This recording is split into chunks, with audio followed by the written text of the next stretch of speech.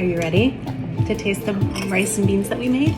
Yes. Okay, today we are making Kenyan beans and rice. This recipe is really similar to what we used to eat in Tanzania when we lived in East Africa. And so it's just bringing back some fun memories. We are starting with some red kidney beans that we cooked from dry a couple of days ago. This little one helped sort and rinse and wash, not unlike her big sister did probably around 12 years ago when we lived in Tanzania. So that brought up some sweet memories for me. Apparently we're also pre-soaking our rice today.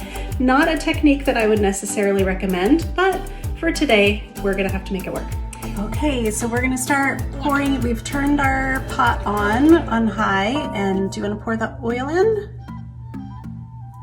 You wanna scrape the onions in? Can you push them in with your fingers? Tomatoes too, let's go for it. And then we're just gonna cook those down, and we're gonna add the salt now too. Do you wanna pour the salt in? Good. We'll just cook this down until the tomatoes are soft. You want Mama to stir it? Yeah. And the onions are tender.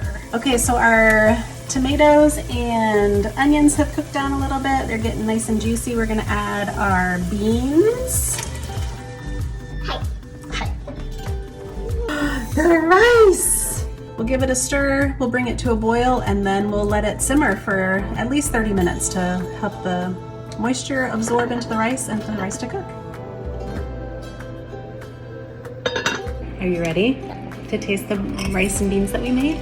Yeah. So these are our Kenyan rice and beans. All the tomato and onions and bean broth have cooked into the rice. Here we go.